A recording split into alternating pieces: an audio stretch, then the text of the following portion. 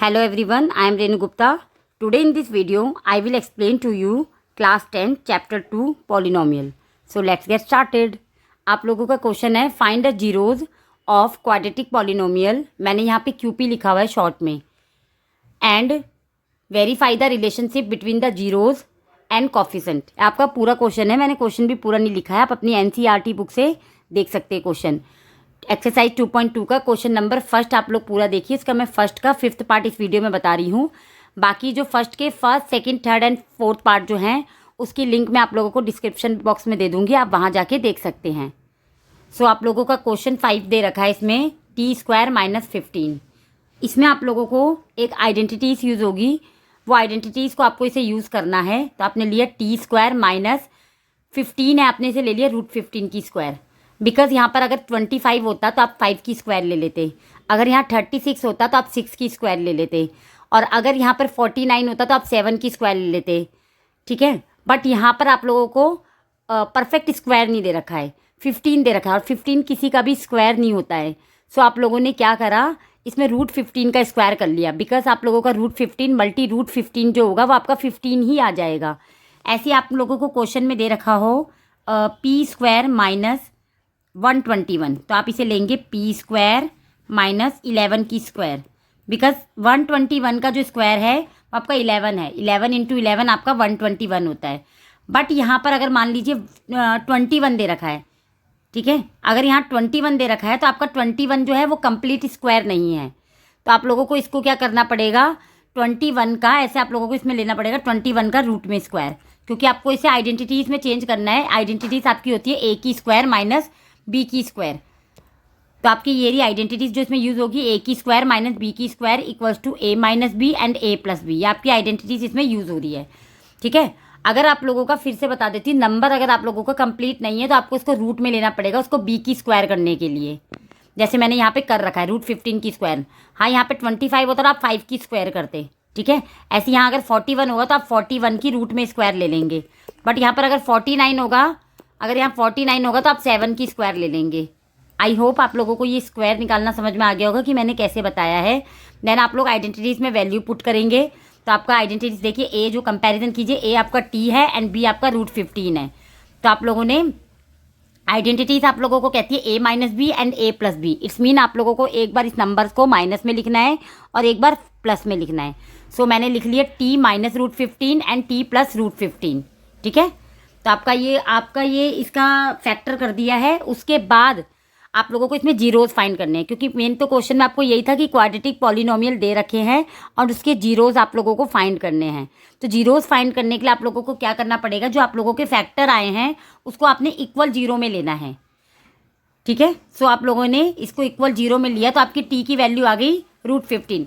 क्योंकि जब आप लोगों का √15 जब राइट हैंड साइड में शिफ्ट होगा तो इसका साइन चेंज हो जाएगा. यहाँ पे नेगेटिव है तो ये पॉजिटिव हो गया. तो आपकी t की वैल्यू √15 आ गई. हैंस आप लोगों का अल्फ़ा जो है, आपके 2 जीरोज़ होते हैं क्वाड्रेटिक पॉलिनोमियल में, एक अल्फ़ा होता है एंड एक बीटा होता है. तो आप लोगों का अल्फ़ा जो एक जीरोज़ है वो आप लोगों का √15 आ गया. ऐसे ही आपने t + √15 को भी इक्वल 0 में लिया जीरोज़ को फाइंड करने के लिए.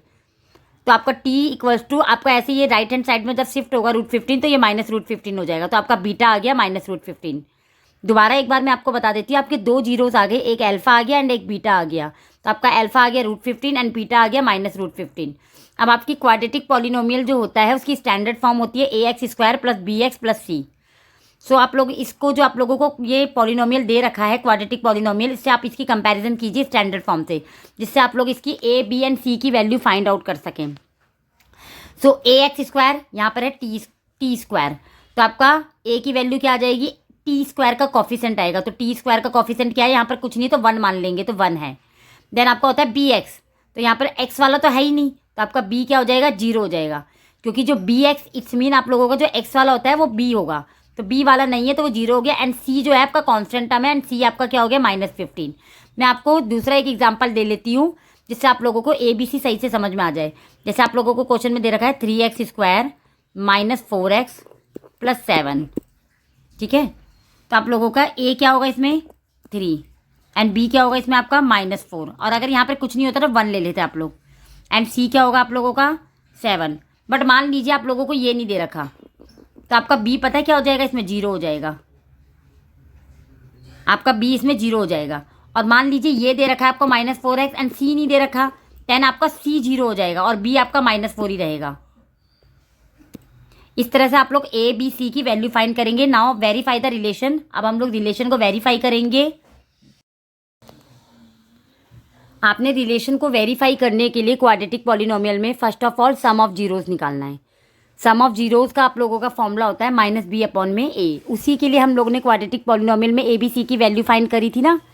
तो आप लोगों का -b/a होता है माइनस आपका b क्या था 0, तो -0/a क्या हो गया 1, तो -0/1 की वैल्यू क्या आ जाएगी 0 आ जाएगी आपकी। देन सम ऑफ जीरोस आप अगेन दोबारा निकालेंगे अल्फा प्लस बीटा करके, क्योंकि मैंने आपको बताया आपके 2 जीरोस होते हैं अल्फा एंड बीटा, और आपने अल्फा एंड बीटा की वैल्यू निकाल ली थी। आपका अल्फा आ रहा था √15 एंड बीटा आ रहा था -√15। तो आपने उस जीरोस को जो फाइंड करा है उसका भी सम ऑफ जीरोस निकाला तो 0 आ गया। आपने एक बार सम ऑफ जीरोस को फॉर्मूले से निकाला और एक बार आपने जो जीरोस फाइंड करे उससे निकाला। तो देखिए दोनों की वैल्यू आप लोगों की सेम आ गई, alpha plus beta equals to -b/a। तो आपका 0 = 0 क्या आ गया। तो ये आपका रिलेशन वेरीफाई हो गया सम ऑफ जीरोस में। अब उसी जीरोस को आप प्रोडक्ट में भी निकालेंगे। सो आप लोग निकालेंगे product of zeros. Product of zeros का फॉर्मूला होता है c/a। तो आपका c क्या था -15 और a क्या था आप लोगों का 1। तो आपका आ गया -15/1, इसमें आप लोगों का -15 आ गया। नाउ प्रोडक्ट ऑफ जीरोस, जो आप लोग ने जीरोस करे हैं उनका भी प्रोडक्ट करेंगे। It's mean alpha and beta निकालेंगे आप लोग। तो अल्फा आप लोगों का √15 था, मल्टीप्लाई बीटा आप लोगों का -√15 था। तो √15 को -√15 से जब आप मल्टीप्लाई करेंगे तो -15 आ जाएगा। ठीक है। इरेशनल नंबर को जब आप लोग मल्टीप्लाई करते हैं, जैसे आप लोग √7 को √7 से मल्टीप्लाई करेंगे तो 7 आता है।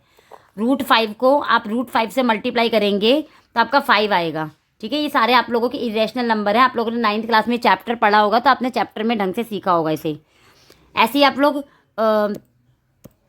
√3 को √7 से आप मल्टीप्लाई करेंगे तो √21 आएगा, बट √3 को √3 से करेंगे तो आप लोग 3 आएगा। आई होप आप लोगों को समझ में आ गया होगा कि इरेशनल नंबर का आप लोगों को प्रोडक्ट कैसे करना है। नाउ प्रोडक्ट ऑफ जीरोस में आप लोगों का -15 आ गया है। Hence alpha beta equals to c/a। जो हम लोग ने जीरोस फाइंड करे थे, अल्फा एंड बीटा की वैल्यू फाइंड करी थी, उसका जब हमने प्रोडक्ट करा और जब हम लोग ने फॉर्मूले से निकाला तो वो भी हम लोगों का सेम आ गया। तो आप लोगों का आंसर जो है सम ऑफ जीरोस भी सेम आ रहा है एंड प्रोडक्ट ऑफ जीरोस भी सेम आ रहा है। और आप लोगों को जीरोस का रिलेशनशिप को ही फाइंड करने को कहा था। तो आप लोगों का ये सॉल्यूशन निकल गया। Now last but not the least, if you understood my way of teaching then please like share and subscribe to my channel. Thank you for watching my video.